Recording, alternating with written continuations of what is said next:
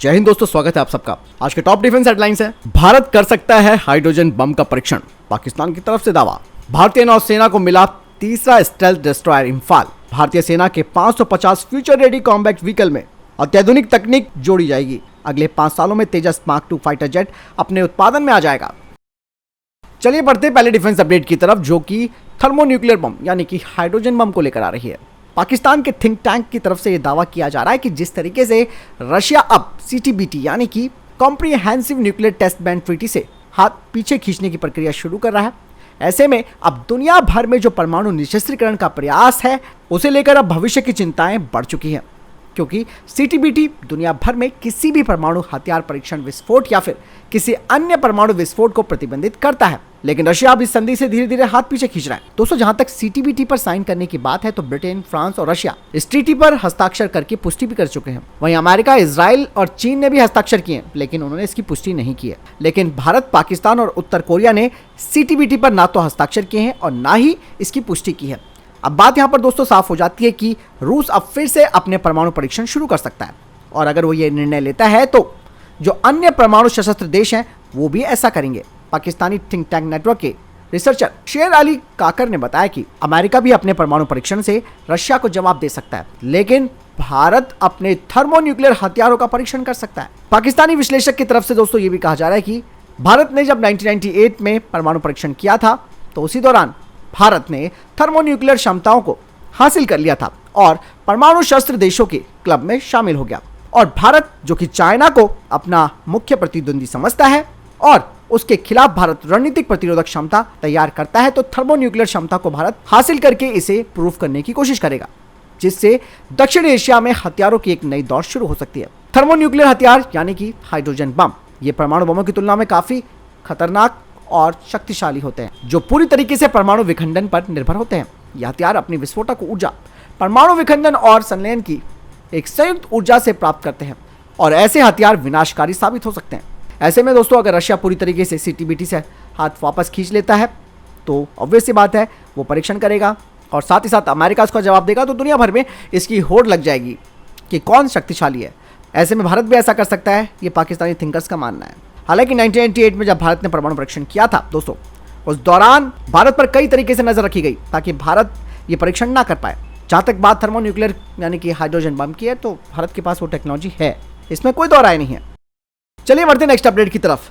दोस्तों, रक्षा मंत्रालय ने पहले ही 590 फ्यूचर रेडी कॉम्बैट व्हीकल की खरीद के लिए मंजूरी दे दी है, जो कि 1500 हॉर्स पावर वाले इंजन से संचालित होंगे। अब दोस्तों, यहां पर कहा यह जा रहा है कि भारतीय सेना अब in future ready combat vehicle की जो टेक्निकल रिक्वायरमेंट है उनका मूल्यांकन कर रही है, क्योंकि दोस्तों इसके पीछे का एक मुख्य कारण जो सामने आया है वो ये है कि हाल ही के दिनों में कई टैंकों को नुकसान हुआ है, जो कम कीमत वाले लॉइटरिंग म्यूनिशंस और जो हेक्साकॉप्टर के द्वारा ड्रॉप किए गए म्यूनिशंस है उनसे। ऐसे में दोस्तों ये जो थ्रेट्स हैं उन्हें देखते हुए भारतीय सेना इन FRCV का री इवैल्यूएशन कर रही है, ताकि इनमें वो क्षमता जोड़ी जा सके कि वो इस तरीके के जो लो कॉस्ट लॉइटरिंग म्यूनिशंस है उनका मुकाबला कर सके। बढ़ते नेक्स्ट अपडेट की तरफ। दोस्तों, HAL के चीफ ने कहा कि तेजस मार्क 2 एयरक्राफ्ट अपने सीरीज प्रोडक्शन में आ जाएगा अगले 5 सालों में, और HAL अपने पहले प्री प्रोडक्शन तेजस मार्क 2 एयरक्राफ्ट का जो प्रोटोटाइप है उसे 2024 में रोल आउट कर देगा, और इसकी पहली फ्लाइट 2025 में होगी। बता दें कि जहां तक बात MiG-29 UPG और जागवार स्ट्राइक एयरक्राफ्ट की है, तो इनकी रिटायरमेंट 2030 से शुरू हो जाएगी। और साथ ही दोस्तों, जो 15 मिराज 2000 एयरक्राफ्ट है उनकी रिटायरमेंट 2035 में हो जाएगी। और ऐसे में कहा जा रहा है कि तेजस मार्क 2 का ऑर्डर 200 फाइटर जेट्स तक जा सकता है 2040 में। बढ़ते नेक्स्ट अपडेट की तरफ। दोस्तों, भारतीय वायुसेना के फाइटर जेट सुखोई 30 MKI में नए स्वदेशी नेक्स्ट जनरेशन रडार विरूपक्षा, जो कि उत्तम रडार सिस्टम का अपग्रेडेड वेरिएंट है, उन्हें लगाया जाएगा, जिसमें कि 2000 के आसपास ट्रांसमिट रिसीव मॉड्यूल्स हैं और इसकी रेंज 400 किलोमीटर है। कहा जा रहा है कि पहले फेज में 84 Su-30 एयरक्राफ्ट में स्वदेशी infrared search and track system और विरूपक्ष नेक्स्ट जनरेशन रडार लगेगा, जो कि सुपर सुखोई प्रोग्राम के तहत है, जिससे कि भारत का Sukhoi 30 MKI fighter jet stealth aircraft को लंबी दूरी से डिटेक्ट कर सकेगा।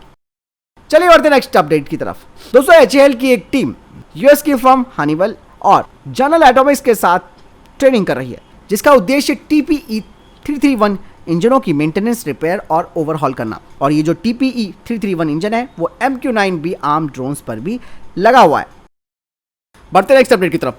HAL की तरफ से कहा गया है कि अमेरिका भारत को F414 इंजन के लिए 80% ट्रांसफर ऑफ टेक्नोलॉजी का स्तर देगा, जो कि रशिया के द्वारा AL-31 इंजनों के लिए दी गई ट्रांसफर ऑफ टेक्नोलॉजी से अधिक है। और आप सब जानते हैं कि AL-31F इंजन का इस्तेमाल सुखोई 30 MKI फाइटर जेट में किया जाता है, जिसमें कि रशिया ने भारत को इस इंजन की ट्रांसफर ऑफ टेक्नोलॉजी का जो लेवल है वो 47% तक दे रखा है। लेकिन HAL ने AL-31FE इंजन के 53% कंपोनेंट्स का स्वदेशीकरण करके इसमें काफी प्रगति की है। GE और HAL के बीच कॉन्ट्रैक्ट होने के 3 साल के बाद F414 इंजनों का पहला बैच भारत में निर्मित किया जाएगा। समझौते में इंजन उत्पादन के जो विभिन्न महत्वपूर्ण पहलू हैं उन्हें भी शामिल किया गया है। GE और HAL के द्वारा ये जो F414 इंजन बनाया जाएगा उसका इस्तेमाल तेजस मार्क 2 फाइटर जेट और एमका और टेडबीएफ में किया जाएगा। चलिए बढ़ते हैं नेक्स्ट अपडेट की तरफ। Mazagon dock ship builder limited ने भारतीय नौसेना को project 15B class guided missile destroyer यानी कि यार्ड 12706 इंफाल का तीसरा स्टेल्थ डिस्ट्रॉयर सौंप दिया है। इस युद्धपोत का निर्माण स्वदेशी स्टील DMR 2498 का इस्तेमाल करके किया गया है और ये भारत में निर्मित सबसे बड़े डिस्ट्रॉयर्स में से एक है, जिसकी कुल लंबाई 164 मीटर है और इसका जो डिस्प्लेसमेंट है वो 7500 टन से अधिक का है। ये शक्तिशाली युद्धपोत समुद्री युद्ध के पूर्ण दायरे को शामिल करते हुए अलग अलग प्रकार के कार्यों और मिशनों को पूरा करने में सक्षम है। ये सतह से सतह पर मार करने वाली सुपरसोनिक ब्रह्मोस मिसाइलों और मध्यम दूरी की सतह से हवाई मार करने वाली बराक 8 मिसाइलों से लैस है। साथ ही इस डिस्ट्रॉयर में स्वदेशी रूप से विकसित पनडुब्बी विरोधी हथियारों और सेंसरों को लगाया गया है, जिसमें कि मुख्य रूप से sonar Humsa NG, heavy weight torpedo tube launcher और anti submarine warfare rocket launcher शामिल है। चलिए बढ़ते हैं नेक्स्ट अपडेट की तरफ। रक्षा मंत्रालय की तरफ से कहा गया है कि भारतीय नौसेना को दूसरा मिसाइल कम एमुनेशन बार्ज मिला है, जिसे कि सिकॉन इंजीनियरिंग प्रोजेक्ट प्राइवेट लिमिटेड ने तैयार किया है। बता दें कि जो बार्जिस है इनकी जो सर्विस लाइफ है वो 30 साल की होगी और इसे मेक इन इंडिया के तहत देश में बनाया गया है। और आप सब जानते हैं कि इसका इस्तेमाल घाटों और बाहरी बंदरगाहों पर भारतीय नौसेना के जहाजों के लिए सामान और गोला बारूद के परिवहन, एम्बार्केशन और डी एम्बार्केशन सुविधा के लिए किया जाता है। बढ़ते नेक्स्ट अपडेट की तरफ। दोस्तों, भारत ने रशिया को एक बड़ा झटका दिया है, क्योंकि दोस्तों रशिया भारत से कह रहा था कि जो क्रूड ऑयल है जिसे आप ले रहे हो हमसे, उसके लिए जो पेमेंट है वो आप चीनी युआन में कीजिएगा। लेकिन भारत ने इसके लिए साफ तौर पर मना कर दिया, क्योंकि दोस्तों भारत ये भी देख रहा है कि रशिया और चीन की दोस्ती मजबूत हो रही है और पुतिन भारत के G20 में तो नहीं आए, लेकिन चाइना के जो BRI फोरम की मीटिंग चल रही है वहां तो पहुंच गए। तो भारत भी बहुत कुछ समझ रहा है और आप सब जानते हैं कि भारत को क्रूड ऑयल रशिया से आ रहा है, इसके लिए वो चीनी मुद्रा में पेमेंट की मांग कर रहा है। लेकिन भारत सरकार ने कच्चे तेल के इंपोर्ट के लिए चीनी मुद्रा में भुगतान करने से मना कर दिया। दरअसल भारत का लगभग 70% रिफाइनरी सरकारी स्वामित्व वाली है। मतलब साफ है कि वित्त मंत्रालय के निर्देशों का पालन उन्हें करना होगा। इससे पहले भारत की सरकारी रिफाइनरी इंडियन ऑयल कॉर्पोरेशन ने रशिया को कच्चे तेल के लिए युआन में भुगतान किया, लेकिन भारत ने उस पर रोक लगा दी। पर यहाँ पर यह कहा गया है कि जो निजी रिफाइनरी हैं वो युआन में भुगतान करके निपटारा कर सकती हैं। यहाँ पर दोस्तों कुछ सालों से युआन की मांग तेजी से बढ़ रही है और इकोनॉमी भी इंपोर्ट के लिए चाइना पर अधिक निर्भर हो गई है।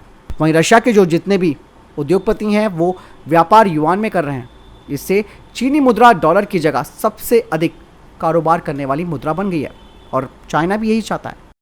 चलिए बढ़ते हैं नेक्स्ट अपडेट की तरफ, जो कि चाइना को लेकर आ रही है। अमेरिका की तरफ से कहा गया है कि चाइना लगातार अपने परमाणु हथियारों का भंडार बढ़ा रहा है और कहा यह भी गया है कि चाइना के पास कम से कम इस वक्त 500 से ज़्यादा परमाणु हथियार है। 2030 तक दोस्तों वो इसे 1000 से ज़्यादा कर देगा। चीन इन मिसाइलों को दरअसल अमेरिका पर हमले करने के लिए बना रहा है। इससे पहले 2022 में भी अमेरिका ने एक रिपोर्ट जारी की थी, जिसमें यह कहा गया था कि 2035 तक 1500 परमाणु हथियारों को चाइना बना लेगा। लेकिन अब हाल की रिपोर्ट में ये बात सामने आ गई है कि 2030 तक वो 1000 से ज़्यादा परमाणु हथियारों को तैयार कर लेगा। चलिए बढ़ते हैं नेक्स्ट अपडेट की तरफ, जो कि चंद्रयान 3 को लेकर आ रही है। इसरो की तरफ से कहा जा रहा है कि चंद्रयान 3 फिलहाल स्लीप मोड में है, लेकिन इस बात से बिल्कुल भी इनकार नहीं किया जाएगा कि वो फिर से एक्टिव नहीं हो सकते। उन्होंने कहा कि चंद्रमा की सतह पर वो अभी शांति से सो रहे हैं, इसे हम परेशान नहीं करेंगे और जब ये नींद से जागेगा तो खुद उठेगा। हालांकि इसरो प्रमुख ने कहा कि चंद्रयान 3 का जो उद्देश्य था वो पूरा हो चुका है और इस मिशन के माध्यम से जो डेटा इकट्ठा किया गया है, अब उस डेटा से कुछ चीज़ों का पता लगाने की कोशिश की जाएगी। साथ ही इसरो प्रमुख ने कहा कि चंद्रयान ने अपने हर स्तर पर काम पूरा किया। तो फिलहाल ये था अभी तक के टॉप डिफेंस और स्पेस अपडेट्स। वीडियो के सामने कोई प्रश्न जवाब आपको कोई सवाल है कमेंट सेक्शन में लिखकर जरूर पूछ सकते हैं। मैं दोनों वीडियो के साथ चैनल को सब्सक्राइब कीजिएगा। जय हिंद, वंदे मातरम।